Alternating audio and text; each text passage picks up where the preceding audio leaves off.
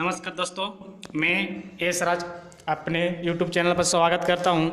आज आप लोगों के सामने त्रिभुज का ऑब्जेक्टिव क्वेश्चन है। आपको मालूम होगा कि हमारे चैनल पर आपको सब्जेक्टिव के साथ साथ ऑब्जेक्टिव मिलता है, वो भी सभी पाठ का लेसन का अलग अलग दिया गया। पहला क्वेश्चन कि त्रिभुज ए बी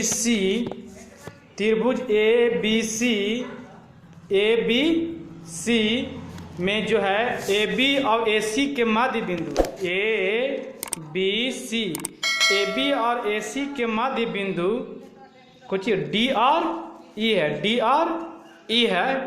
इस प्रकार है कि डी समांतर ही आपको बी सी है, बी सी समांतर आपका डी है और बी सी जो दिया गया है 8, बी सी दिया 8 सेंटीमीटर। तो आपको ज्ञात करना है डी ई। क्या ज्ञात करना है? एक मिनट, आपको ज्ञात करना है डी ई। तो डी कैसे ज्ञात होगा? तो आप जानते हैं कि किसी त्रिभुज में एक भुजा के खींची गई समांतर रेखा शेष दो भुजाओं के एक ही अनुपात में बांटती है। तो आपको समांतर जो दिया गया है, तो आप बताइए त्रिभुज है, इसमें अगर है, क्योंकि ए है, बी है, सी है और डी है और ई है, और आपको निकालना है डी ई और आपको दिया है बी सी। तो क्या कीजिए, शेष भुजाओं का अनुपात क्या होता है? एक ही अनुपात में विभाजित होती है। किसी त्रिभुज में एक भुजा खींची गई समांतर रेखा शेष दोनों भुजा को एक ही अनुपात में विभाजित करती है। तो अब हम चलेंगे, तो इसमें अगर निकालेंगे तो पहला का सही जवाब निकल कर आएगा। तो सही जवाब आपको हो जाएगा सी, 4 सेंटीमीटर। अब बात आता है कि 4 सेंटीमीटर होगा कैसे। तो देखिए 4 सेंटीमीटर कैसे होगा से, आप त्रिभुज तो जानवे कि त्रिभुज था, ए था, बी था, सी था। ए मध्य बिंदु यानी एने के हिस्सा और एने के हिस्सा बराबर, एने के हिस्सा और एने के हिस्सा बराबर, डी और ई था। तो मध्य बिंदु है, तो आप बताइए 8 सेंटीमीटर दिया था बी सी और ऊपर वाला याद करना था डी ई। तो आप इसको ऐसे भी लिख सकते हैं, यानी इसका धार बटा में कीजिएगा, तब क्या कीजिएगा डी बटा बी सी। तो बी सी का मान हो गया 8। अब इधर के लिखिएगा छोटका त्रिभुज का ए डी, क्या लिखिएगा ए डी। अब बताइए, अब बड़ा वाला का त्रिभुज लिखिएगा तो पूरा लिखे पड़ेगा यहाँ से, हाँ भुजा। तो आप ए डी प्लस क्या लिखेगा ए बी। तो बताइए ना, ई हिस्सा और ई हिस्सा बराबर है, तो आप ए डी 2AD कहाँ लिख देते हैं, 2AD हो जाएगा। एडी से एडी कट जाएगा और 8 ने भाग करेगा तो यह गुना करेगा तो 8 ऊपर चल जाएगा, जो 2 से 2 4 वाला कटेगा। आंसर कितना जाएगा आपको? 4। कोई दिक्कत? चलिए, नहीं होना चाहिए। अब सेकेंड क्वेश्चन कहता कि दो समरूप त्रिभुज के संगत भुजाओं का अनुपात दिया 4:9, 4:9। तो आपको ज्ञात करना है उनका क्षेत्रफलों का अनुपात। आपको मालूम होगा अगर दो त्रिभुज अगर समरूप हैं, दो त्रिभुज आपको समरूप हैं, तो इनका क्षेत्रफल जो होता है संगत भुजाओं के वर्गों के अनुपात के बराबर। तो संगत भुजा अनुपात दिया 4:9, तो इसको हम खाली वर्ग कर देंगे। तो 4 चौके 16 आ जाएगा और आपको कितना आ जाएगा? 4 चौके 16 और नीचे हो जाएगा 9 81, यानी सही जवाब आपको आ जाएगा 16/81 हो जाएगा, यानी बी दूसरा का होगा करेक्ट। अब चलते हैं तीसरा क्वेश्चन कहता है आपको, यदि एल समांतर एम है, यानी ई और ई दोनों समांतर है और डी का मान ज्ञात करना है।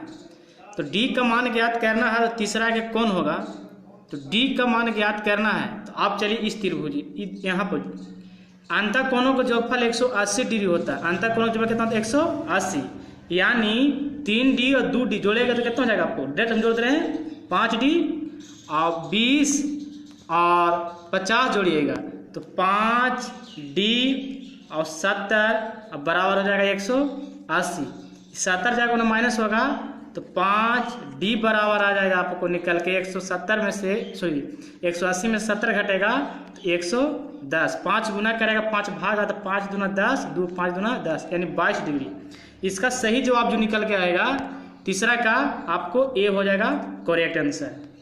अंतः कोणों को जोगफल से निकाले हैं, ये दोनों को जोड़े तो 180 डिग्री लिख दिए, कोई दिक्कत नहीं होना चाहिए। चलिए चौथा क्वेश्चन कहता है, ध्यान देने का बात है। चौथा क्वेश्चन क्या कहता है? सभी समबाहु त्रिभुज, देखिए समबाहु त्रिभुज जिसकी सब भुजा बराबर होता है, तो सभी समबाहु त्रिभुज होते हैं, क्या होते हैं? समरूप होते हैं, सर्वांगसम होते हैं, समानुपाती होते हैं, कि इनमें से कोई नहीं होते हैं। तो सभी जो होते हैं ना समबाहु त्रिभुज, सभी समबाहु त्रिभुज आपको क्या होते हैं? समरूप होते हैं। सब भुजा बराबर दिया ना है, सब भुजा क्या दिया है? बराबर दिया है। तो सब भुजा बराबर तो आपस में होता है, क्योंकि दोनों के बराबर नहीं है, लेकिन हाँ प्रत्येक कोण आपको इसमें क्या होगा? 60 डिग्री, एक 60 डिग्री, एक 60 डिग्री। अगर भुजा इस दोनों का अगर बराबर होता है कि अगर 5 सेंटीमीटर इसको 5 सेंटीमीटर, तो वो आपको कहता सर्वांग सम, लेकिन सर्वांग सम होगा नहीं, ये आपको समरूप होगा, क्योंकि भुजा बराबर दिया नहीं, दोनों के एक ही। चलिए चौथा हो गया। अब 5 क्वेश्चन चलते हैं। तो 5 क्वेश्चन क्या कहता है? दो समकोणी त्रिभुज की उसकी संगत भुजाओं का अनुपात, ध्यान लगिएगा, दो समकोणी यानी समकोण त्रिभुज है ना, दो समकोणी त्रिभुज की उसकी संगत भुजाओं का अनुपात सदैव समान रहता है। तो किसने कहा था? देखिए समकोण, समकोण हो गया आपको 90 डिग्री, 90 डिग्री होगा। तो किसने कहा था? तो ये आपको कहे थे कि थेल्स कहे थे। कौन कहे थे आपको? थेल्स कहे थे। पांचवा कौन हो गया आपको? सी। किसी समकोण त्रिभुज है उनको संगत भुजाओं का अनुपात का तो सदैव समान, यानी समान कहने का मतलब बराबर, ये आपको थेल्स कहे थे। ऐसा ना समझिएगा कि पाइथागोरस कहे थे, पाइथागोरस आपको कर्ण वाला में बताए थे। चलिए अब चलते हैं छठा क्वेश्चन। तो छठा क्वेश्चन कह रहा है कुछ त्रिभुज के भुजाएं निम्नलिखित में से कौन सा त्रिभुज समकोण होगा? यानी भुजा दिया गया है, उसमें से समकोण खींचना, बताना कि समकोण कौन होगा।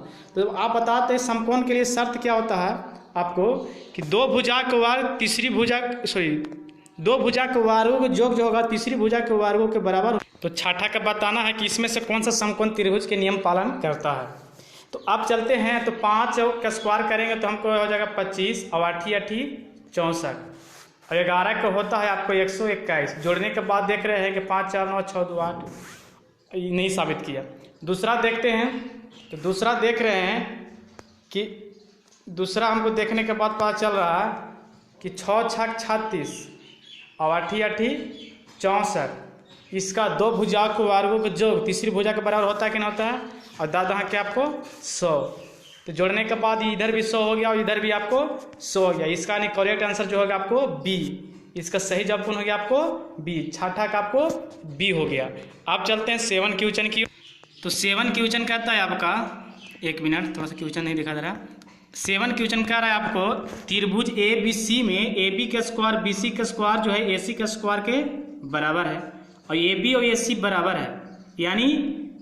यानी दो भुजा के वर्गों को योग जो है तीसरी भुजा के वर्ग के बराबर है, और ए बी और ए सी है, यानी दो भुजा बराबर है। तो समद्विबाहु त्रिभुज भी हो जाएगा और समकोण भी होगा। तो आपको कौन सी का मान ज्ञात करना है।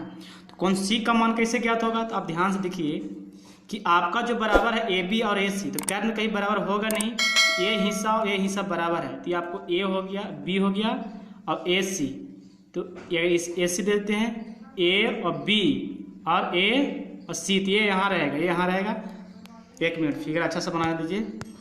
देखिए आप ध्यान लगाइए, त्रिभुज बना दिए, त्रिभुज बना दिए, ए बी और ए सी बराबर है, और सी का मान ज्ञात करना है। 7 का सी का मान ज्ञात करना है।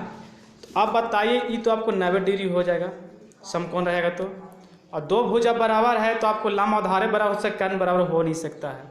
तो ऐसा है कि आपका ए बी और ए सी बराबर है, तो आप ऐसा कीजिए कि यहाँ पर ए दे दीजिए और यहाँ पर बी दीजिए, तो आपको ए बी हो जाएगा, और सी दीजिए, ये दोनों हिस्सा का हो गया बराबर, और सी का मान ज्ञात करना है। तो ध्यान लगाइए, दो भुजा बराबर है तो दो कोण भी बराबर होता है। तो एक कोण तो 90 डिग्री हो गया, तो कोण यही दोनों में बराबर होगा, ई वाला बी वाला और सी वाला।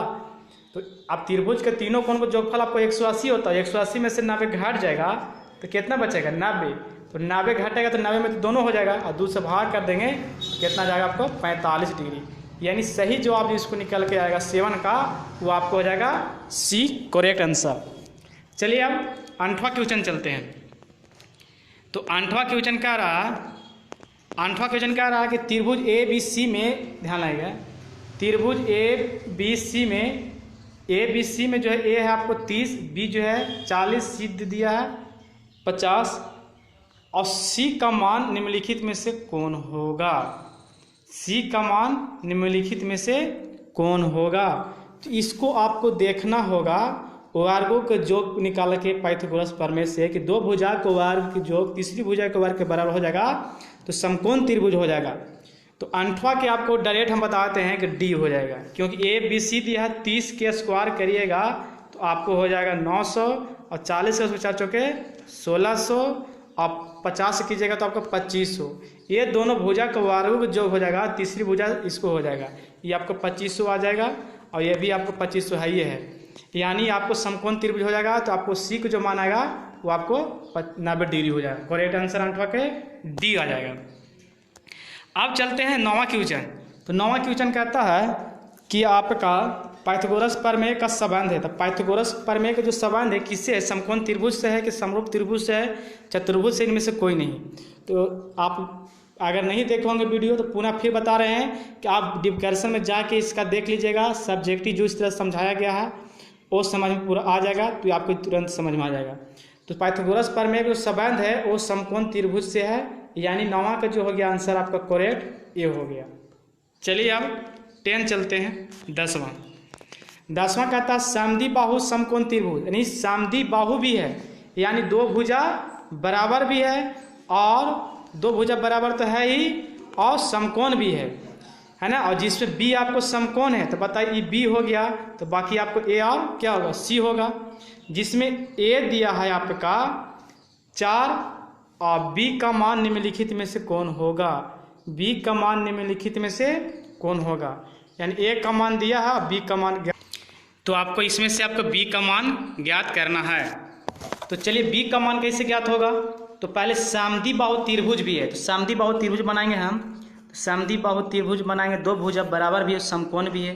बी आपको 90 डिग्री दिया था तो ए हो जाएगा, यहाँ सी हो जाएगा। जिसमें दिया है कि आपका ए जो है ए के सामने भुजा ए होता है 4 सेंटीमीटर, तो आपको बताया ना कर्ण कहीं बराबर होता नहीं है। तो समद्वि बाहु त्रिभुज है, दो भुजा कौन कौन बराबर होता है? यही और यही ना होगा, यानी ए बी कितना हो जाएगा आपको 4 हो जाएगा, है ना। अब बी का मान ज्ञात करना तो कौन बी है तो बी के सामने भुजा बी ई होता है, कर्ण होगा। तो कर्ण आपको ज्ञात करना, यानी 4 और 4 है, लंब और आधार का स्क्वायर करेंगे और कर्ण निकालेंगे। तो कर्ण निकालेंगे तो कर्ण बराबर डायरेक्ट अब अंडर रूट में निकाल देते हैं हम। तो 4 चौके 16 हो जाएगा, 4 चौके 16, क्योंकि कर्ण का स्क्वायर जो होता है लंब का स्क्वायर प्लस आधार का स्क्वायर अंडर रूट, जब जोड़ेंगे तो 32 हो जाएगा। 32 को वर्गमूल नहीं होगा, इसको हम तोड़ सकते हैं 2 गुने 16, 2 गुने 16 पर तोड़ेंगे, यानी 2 गुने 16 पर तोड़ेंगे अंडर रूट, तो 16 का वर्गमूल कितना हो जाएगा आपको 4 हो जाएगा, और 2 का नहीं होगा तो ये हो जाएगा, यानी 4√2 आंसर आएगा। यानी 10वां का जो सही जवाब आएगा आपको करेक्ट कौन हो जाएगा? आपको बी हो जाएगा। कितना हो जाएगा? आपको बी हो जाएगा। इस वीडियो में इतना ही, और अगला वीडियो के लिए इंतजार करें। देखिए ज़्यादा वीडियो में क्वेश्चन सॉल्व करने से नहीं होता है, समझने से होता है। 10 ऑब्जेक्टिव बनाए हैं, अब 10 में बताइए आपको प्रॉब्लम क्या हो गया। 10 ऑब्जेक्टिव है, अगर एक वीडियो में 10 सीखते हैं तो 10 अगर महीना में भी सीखिएगा तो आपको 10 ये 300 आपको कंप्लीट हो जाएगा, क्योंकि मैथ का वीडियो आपको रोज़ मिलेगा मेरे चैनल पर। अगला जो वीडियो से आपको 11 सोल्यूशन करेंगे। अगला वीडियो देखने के लिए अगर नए होंगे तो आप चैनल पर सब्सक्राइब कर लेंगे और व्हाट्सएप ग्रुप का लिंक मिल जाएगा वीडियो के डिस्क्रिप्शन में, वहाँ से ज्वाइनिंग हो जाएगा। Thank you so much.